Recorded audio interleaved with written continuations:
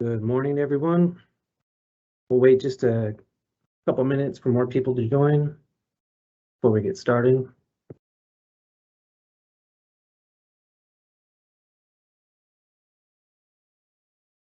And this is my first time presenting, so I want to make sure that I'm screen sharing properly and that the PowerPoint shows up when it's ready to show up.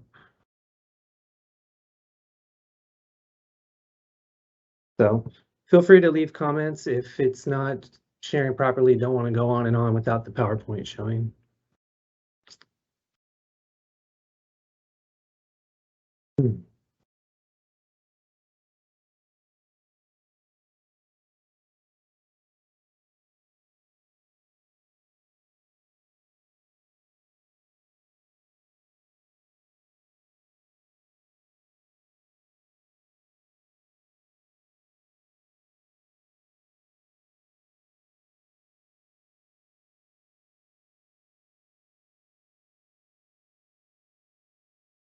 Okay, well, I might as well get started here. My name is Barrett Chiklinski. I've been here with the certification division for about 4.5 years.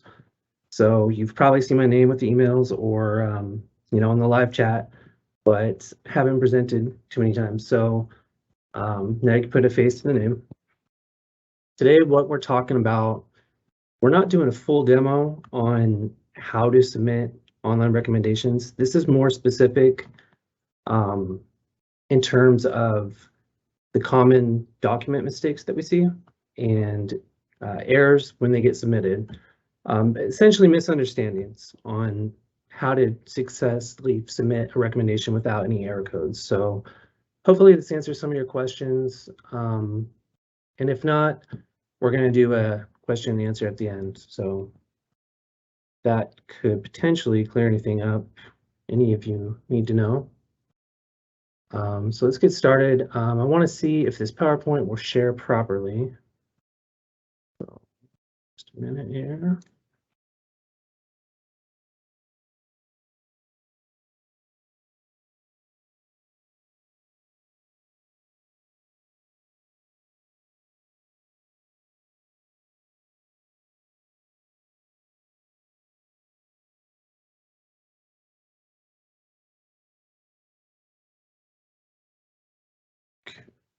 Seeing the content screen is still blank. Is that correct, Brittany? Yeah, that's what I see, a blank screen. So you might need to move over if you have multiple monitors, the PowerPoint to where the screen shows red. Sure. Just a second.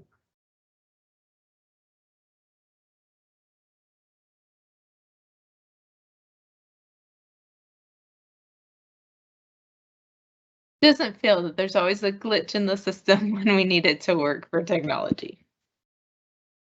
Okay.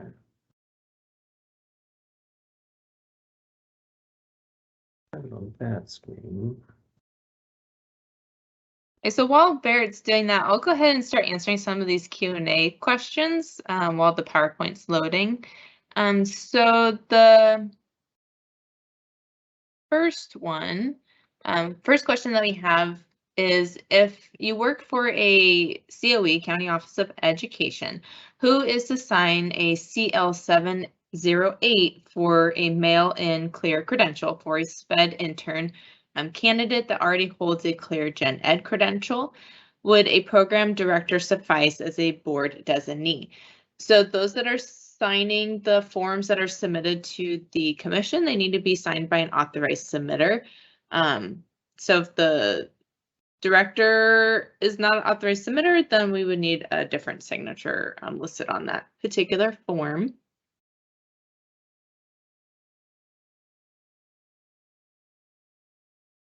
See our next question. Can a LEA submit a 41 BSR form, an IHE, or do they have to do their own transcript evaluation for BSR? So that's really going to kind of be between the LEA educator and the IHE, if they're going to go ahead and accept that 41 BSR form that's signed by the authorized designee. as long as we know that they meet BSR, and it's included in the attachment for the recommendation. And we have to verify that it's signed by the authorized submitter. That's really all that we need to see on the certification side. But again, the educator can discuss with their IHE if that evaluation is going to be sufficient or if the IHE wants to do their own.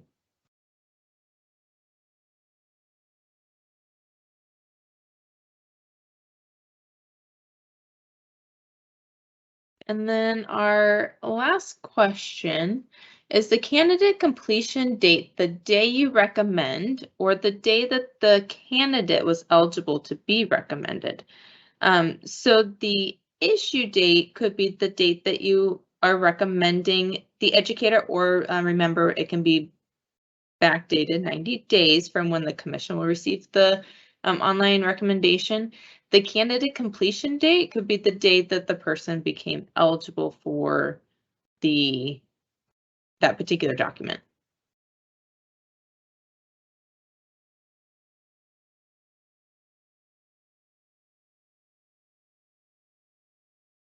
Can CTC do a subject matter coursework evaluation for candidates, or do candidates have to go through a CTC approved program?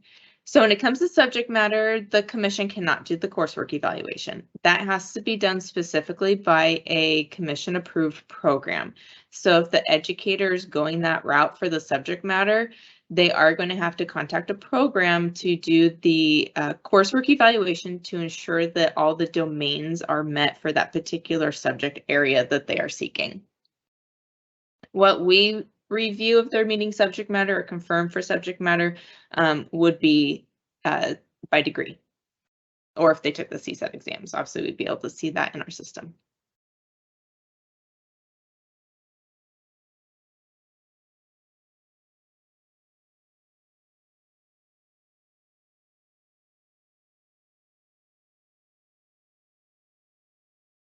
For BSR, must the, oh, Barrett, I see your PowerPoint.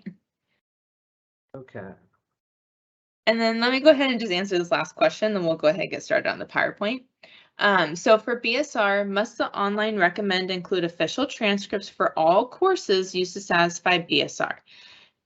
The official transcripts are going to be needed if a 41 BSR form is not submitted, with the exception that if there's a questionable course that's listed on the 41 BSR form that we would have to review transcripts. So it is highly recommended to include all the transcripts, including junior colleges, with the online recommendation. But if the 41 BSR form is included and signed by an authorized submitter, that may not be necessary.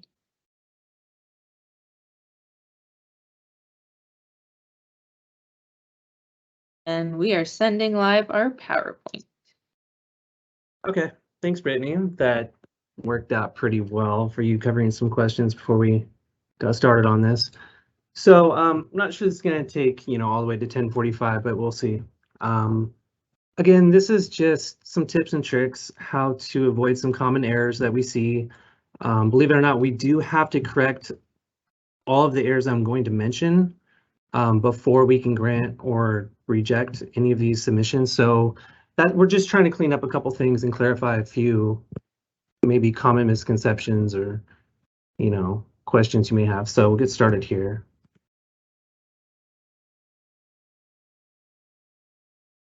So first, I'm just going to talk about the resources, mainly the SIG. If you're not familiar with it, we'll cover that. Talk about different document codes, common mistakes, tips. We'll do a really quick live demo just to show you a few examples, and then we'll do the question and answers. So moving on, we have the Credential Information Guide. We call it the SIG. If you're new and you're not familiar with it, this is going to be your main source. I mean, this has everything on it. You're going to get there by going to that site there. It's semi-private, which means, you have access to it. The general public will not, because they're not going to have this username and password. If you don't have that, you might want to save that, write it down.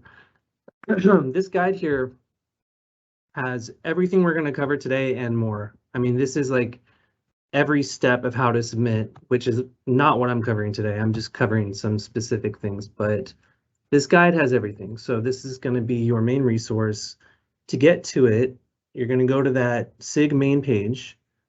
You're going to click on resources, which is on the left-hand side, and then you're going to click on CTC Online.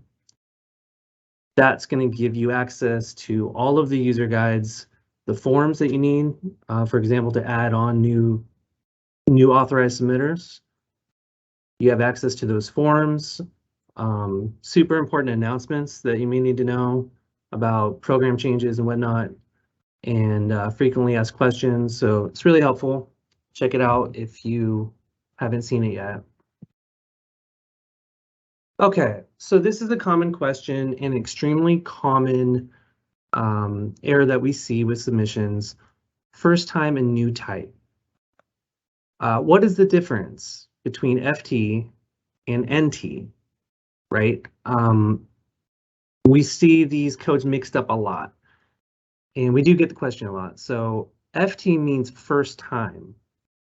You're going to want to use this code when you're recommending the educator's first issuance of any permit or credential. How you know it's their first issuance, you look, when you first type in their information, you're going to see their list of documents. If this is their first permit or credential, you're always going to go with FT. Now, there are 3 types here that I have listed that do not count essentially as a permit or credential, and that's the certificate of clearance, the activity supervisor clearance credential certificate, sorry, or any waiver that's a type W. So if you see any of these 3, then your document you're submitting is still considered a first time. Okay, this is not a new type. This is going to be a first time because these 3 don't count as legitimate credentials or permits. So that's when you'd use first time. And T means new type. So you're going to use this code when you log in and an educator already holds any previous document that's an acceptable permit or credential. And this is a completely new type. So I gave one example here. Educator holds a previously issued substitute permit. Now you're logging in to recommend them for, let's say, a preliminary single subject credential. That's going to be an NT. That's a new type. It's a completely new type of document, but it's not their first. So that's the difference. I mean, another example, you can say they've already held an intern credential, and now you're logging in to submit them for a STIP, you know, or special ed credential. It doesn't matter as long as they've already held one and this is a new type of document. That's why you're going to use NT, new type.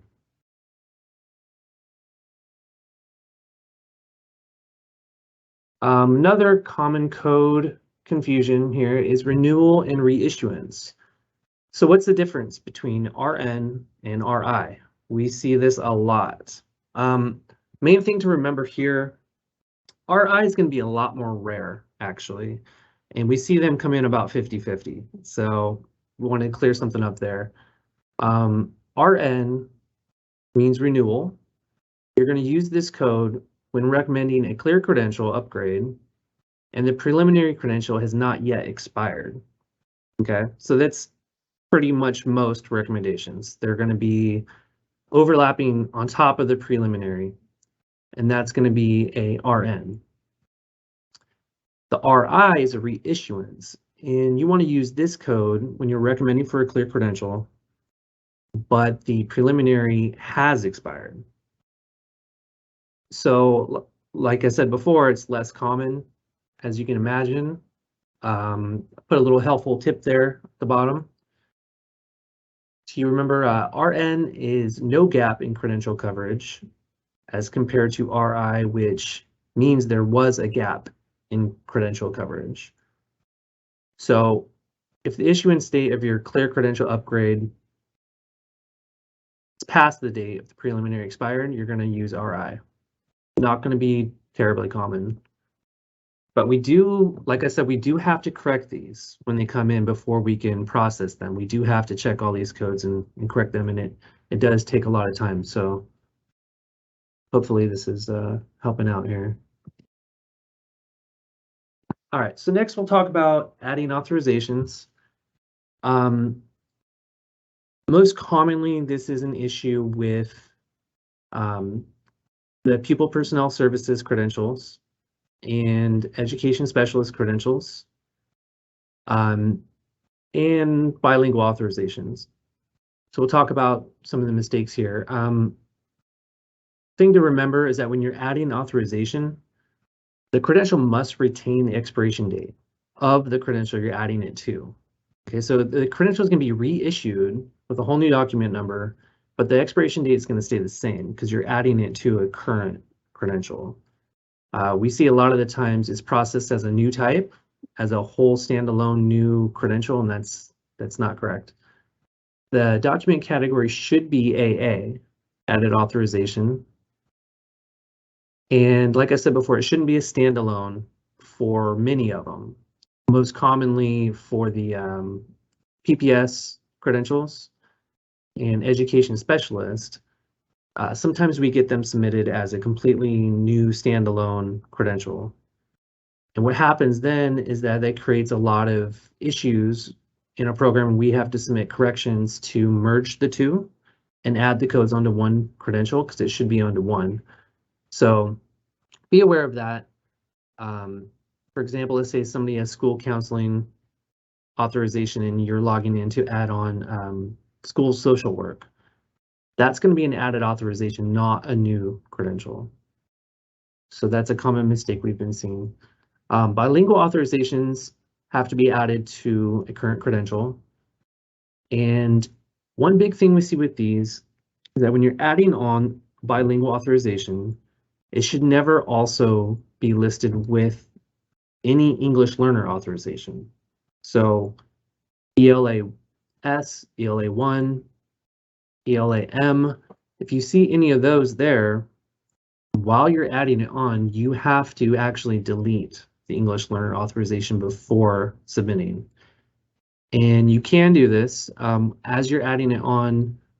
There's the edit button. There's a delete option. So as long as you highlight the English learner authorization, you could delete that. So it's only listing bilingual. The reason is, in case you're wondering, the bilingual authorizations encompass everything that an English learner authorization does, but more. So to have them both listed is redundant. And so we actually cannot have them both listed.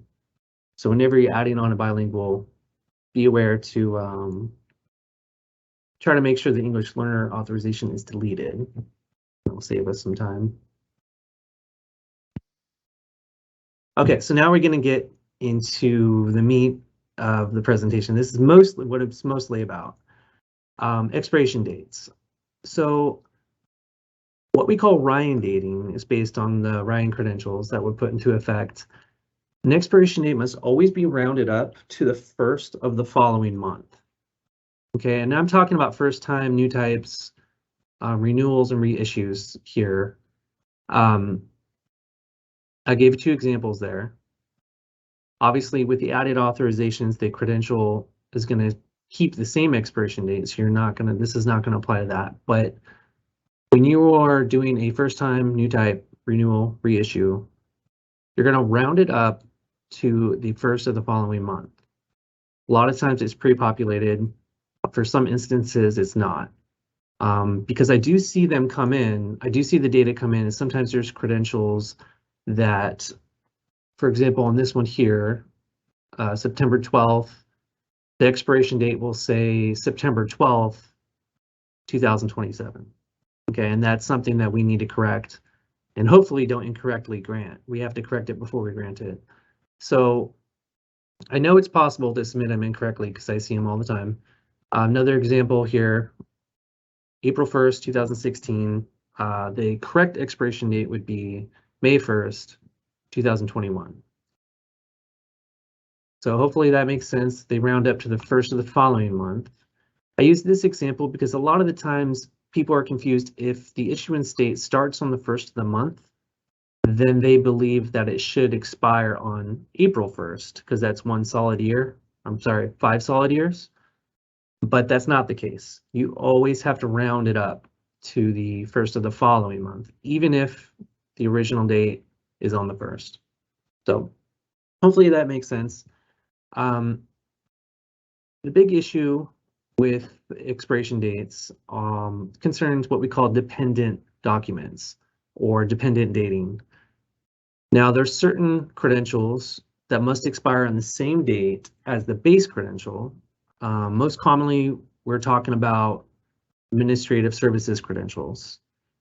So these are the most common ones we see with expiration date errors. Less common, but at least a couple every day, we get the TC3As, which are the agriculture specialist credentials, RLLS, that's the reading leadership, and SC2Bs are the teacher librarians. These are all dependent documents, so they have to expire on the same day as a base credential. And the next couple slides are about this, so we'll get more into it. When you're choosing the issuance date of any of these dependent documents, you have to be aware that the credential you're linking it to, the base credential, you have to make sure you're picking the right one so the person gets the most amount of time. You could always look up CIA 17-01. It's called Dependent Credential Dating. It explains everything. It's a really valuable resource. It's there on the SIG. So I highly encourage you to read that over, especially if you're somebody who submits any of these dependent credentials. It explains a lot. So I will explain a little bit more here, specifically the administrative services credentials. So like I said before, these are dependent documents, which means issuance date must be made during the term of a valid base credential. Base credentials are, some sort of teaching credential that you have to have in order to have one of these. It must expire on the same day as that base credential. So it's not only important to make sure you have the right expiration date, it's important to choose the right issuance date, because if you're not careful, the issuance date that you choose could be on the base credential you don't want. The next slide will show more of that. I have learned we have a test program. I have learned, it seems to me that we can't change expiration dates on a preliminary admin recommendation. So don't worry about the expiration date then, but you can change it on a clear administration services recommendation. So be aware of that when you're doing an upgrade, you can change the expiration date to match the base credential. When you're submitting, make sure you look at the base credential expiration date. That's key. The recommendation must expire on the same date of the base credential that is current and aligned with the issuance date that you choose. If you're not careful, this can result in a very short-term clear admin credential. I'm sure some of you have experienced this before. Somebody has a clear admin credential, it's only good for 1 month, right? And it's confusing for everybody. The educator calls in or emails us, or maybe one of you, and they say, hey, what's going on? Or this was only good for a year or a month. And this is why. It's the dependent dating issue. I'll show you some examples here. This is an example of a clear administrative services credential that was incorrectly issued for the full 5 years instead of using dependent dating. So you see here, the TC2, the multiple subject credential, this is the base credential. And this is the admin. This is the preliminary admin. So when this person was submitting the recommendation for the clear administrative services, what they did was they had it incorrectly issued for the full 5-year term, but it had to be linked to whatever base credential was current on the issuance date. So they chose August 1st as the issuance date, and that's fine. You can choose your own issuance date. Just be aware that if you choose August 1st, it has to be tied to this credential here, okay? Because this is the one that's current during August 1st, 2022. So because it has to be tied to this base credential, that means that the correct expiration date should be August 1st, 2024. And this admin credential is only going to be good for 2 years before it needs to be renewed. So hopefully that makes sense. Can't go past, you see how this goes past the date of the base credential? That's something that we have to correct. Another example here, this might be more helpful. There are other times when you may miss an opportunity to give the educator the full 5 years. This is the more common issue. When submitting the clear admin credential, this person decided they wanted it to be issued on July 20th, 2022. Again, which is fine, only if you're comfortable with that credential not being the full 5 years.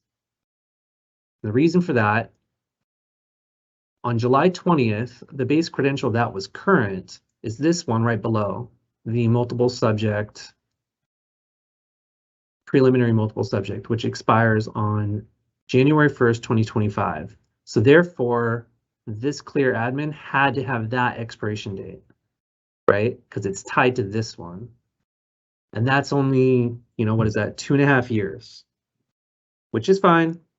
However, if their admin assignment didn't start until August or later, for example, and you wanted the full 5 years, what you could have done if you took a little time to look at the dates a little more carefully, you could have issued the clear admin with a starting date of August 1st, 2022, just a couple days later, just a week and a half later, and that would have given the educator a full 5-year clear admin because the expiration date would be September 1st of 2027.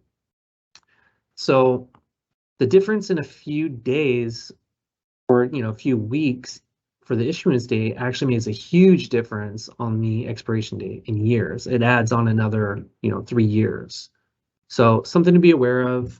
There is a section on this in the CTC Online Submitter User Guide. It is covered, and we're always here to answer questions about any dependent dating. And it's a concept that takes a little getting used to, especially if you're new. But, I think that's enough of that. We'll move on from that, but we'll also answer questions if there's more. Still staying on the admin credentials, but not about dating anymore. This is about the renewal codes. So this is extremely common misconception about the preliminary renewal codes. What we see a lot of the time is that people select both the R86L and the R86C renewal codes on a preliminary admin credential. Now, you can only have one of these, okay? And the reason is they're mutually exclusive. The R86L, think of the L standing for limited. Okay, that means that the preliminary was not issued for the full 5-year term. This is going to be the case probably more than 80% of the time, right? Because the base credential is probably not going to line up perfectly when you're submitting this. So even though you can't change the expiration date, if you know just by looking at the base credential that this admin is not going to make it the full 5 years, this is the correct code that you're going to select. Limited. The alternative is that you would select the R86C code, which stands for complete, which means that the preliminary admin is going to get the full 5-year term. Okay, there's no time that's going to be remaining at the end of the expiration date. It's the full 5 years. So every once in a while you may use this if it just happens to line up perfectly with the base credential and the full 5 years. So one of these two, not both. I see this a lot where there's both of them. We have to go in and delete one of them. Just adds on more time. For the clear admin credentials, extremely common is that we see only the R20 renewal code. Now the R20 is automatically populated when you're selecting a clear credential. So you may think that you're all done with renewal codes by just clicking save, the R20 pops up, and then you submit. The problem is you also need to add on the R15P. Okay, so every clear admin has to have both of these codes. And if this one's not here, the R15P, then we actually have to manually add it in before we can grant it. So it'd be extremely helpful if both codes can be on every clear admin. This actually goes for every dependent clear document. So like the ones we mentioned before, the agriculture specialist, reading specialist, and teacher librarian, same thing. All of those clears are going to have both of these codes. Moving on, intern credentials, whether this is a university or district intern credential, the most common mistake that we see, well, I'm not going to call it a mistake. It's kind of more of a mistake on our part, but they must always have the county entered in. Okay, and I would say 90% of them don't. And that's because when you're setting up an intern document, the county of employment box does not have that red star. You know, it doesn't have the mandatory red star next to it, so a lot of people skip over it. I want everybody to consider that a mandatory field because it is a mandatory field for us. Before we can process it, we have to manually enter in the county if the submitter did not already do it. This can add on significant amount of time for us. In busy season, we can get over 1,000 recommendations. And if all we have to go off of is the district, imagine what we have to do then is, you know, copy and paste the district, Google it, what county, you know. If it's Los Angeles School District, obviously that's an easy one. You type in Los Angeles, but some of these school districts we're not always familiar with, don't have them all memorized, and we don't know what county they belong to. So this adds on considerable amount of time before we can complete it. So this is going to be part of the live demo. I'm going to set up an intern doc and show you exactly where to put this in.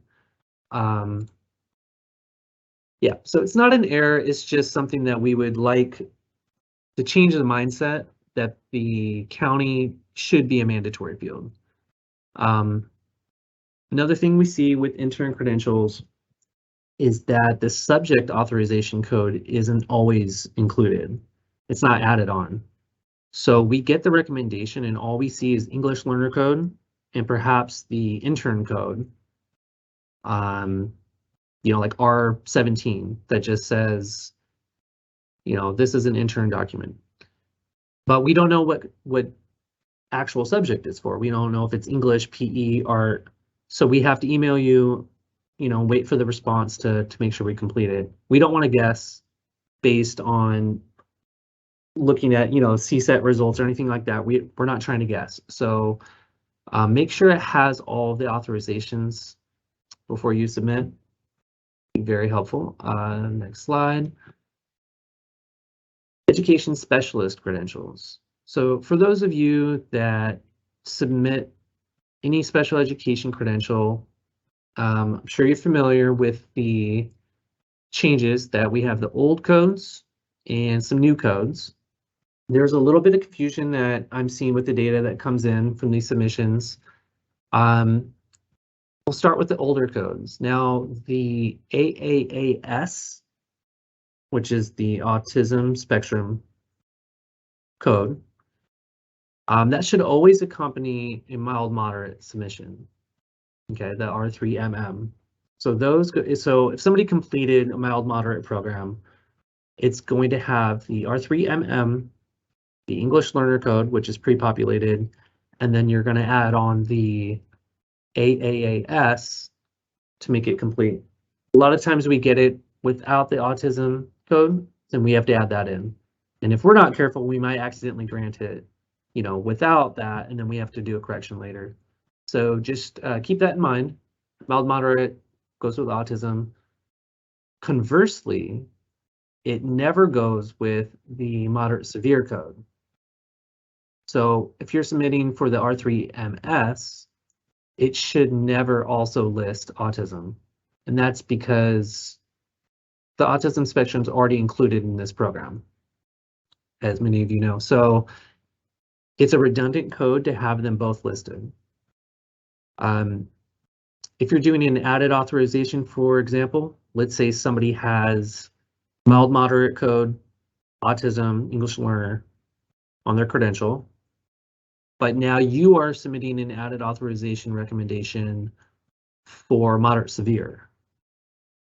When you're adding on moderate severe, you want to take that one extra step and delete the autism spectrum. Okay, so it's taking the place of the autism spectrum. You can delete that. If you don't, that's something we manually have to delete. So keep that in mind.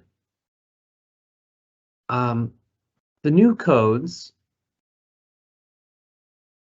actually don't include AAAS at all because they're all included. Essentially, we fixed this confusion really. So the new education codes like R3MN and R3EN, which are essentially like the mild, moderate, severe new codes, you're not going to have to worry about the autism spectrum code at all. What I've been seeing a lot of people submitting the new codes, but they're also including autism on it. So maybe that's an old habit. You've been doing this for years. Maybe it's like it's hard to break that habit of adding on the AAAS code, but that is now not part of the new program codes. It's embedded in all of it. So keep that in mind. And we do have resources on the new codes too. You can always ask us for those. It is on the SIG. If you look in the announcements, there are links to the new codes and all the information. Okay, so next we'll talk about some of the service credentials. We're almost done here. Meaning the speech language pathology and pupil personnel services. So for those of you that submit these, things to remember on the speech language pathology preliminary renewal codes is that the 36EX, that's going to go on every single preliminary SLP credential automatically, but the SLPT does not. The SLPT is only going to be included if the educator did not pass the Praxis SLP exam. We see this a lot. People submit a preliminary with both codes. However, in the exams, we can see that they passed the Praxis, or even in the attachments, you know, the submitter included the Praxis exams. And so then we have to manually delete that SLPT renewal code. And that stands for Speech Language Pathology Test. So keep that in mind. If you see the Praxis, do not include that code. Pupil Personnel Services. Big issue here, when you're submitting, you always want to make sure that they don't already hold a clear SC5, okay? Because if they do, then your recommendation is not a new type or a first time, right? It needs to be added as an added authorization. And that's a really common mistake that we see. It's submitted as an entirely new document, and that creates a lot of confusion and problems with the expiration dates and merging the two accounts later, the two documents later. So it needs to be added as an added authorization, and the expiration date stays the same. So keep that in mind when you're submitting for an SC5. Check to see if they already have one, and then you're going to select the codes differently depending on what you see.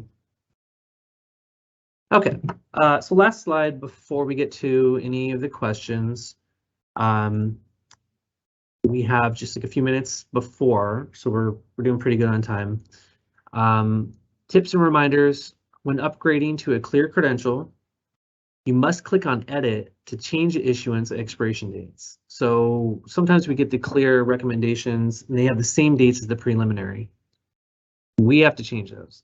So when you're doing a upgrade, click on edit, change the dates. When attaching transcripts, make sure they're legible. Sometimes they're really blurry, can't read them. We can't see the conferral date, or we don't even know what college you're from sometimes.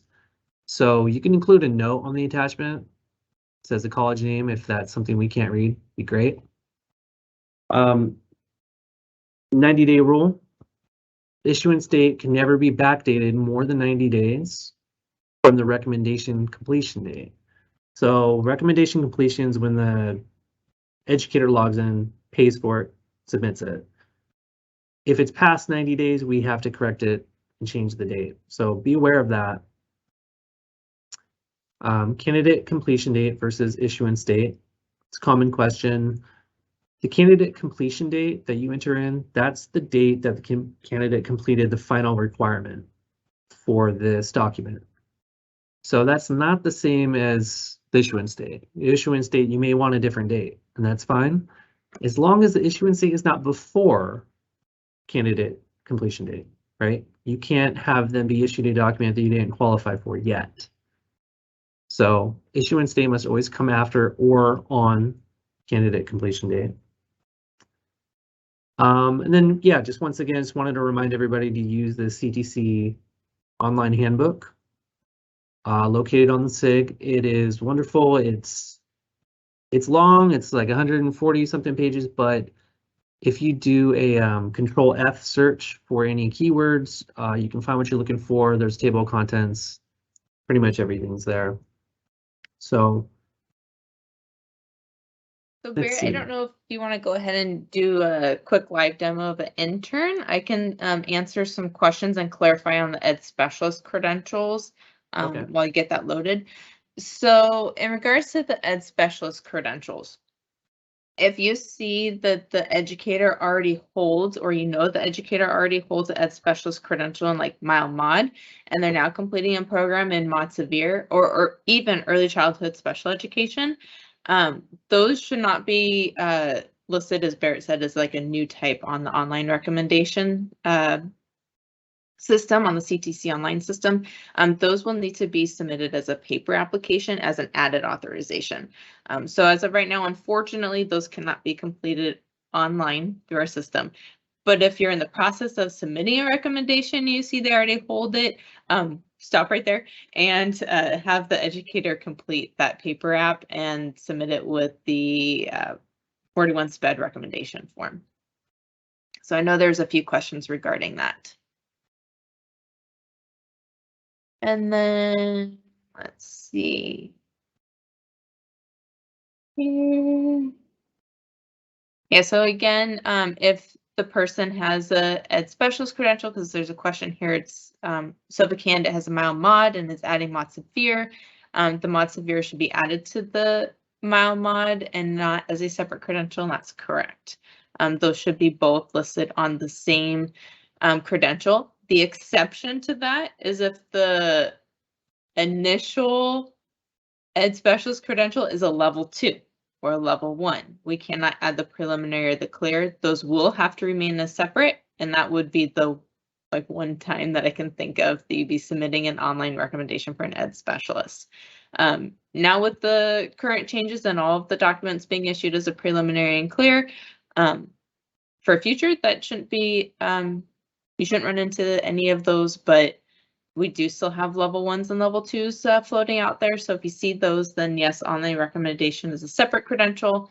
Otherwise, it's going to be a paper app and feed to add that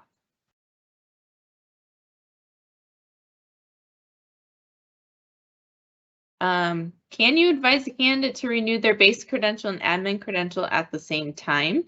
So if they're expiring at the same time, or if you notice that the base credential is about to expire before you recommend for like that preliminary or clear admin, you can definitely advise the candidate to renew that base credential before submitting the admin recommendation, or they can both be renewed at the same time. If the educator is having run into some errors with the pick base credential, they can definitely contact the commission and helps in regards to picking up base credential to do that renewal.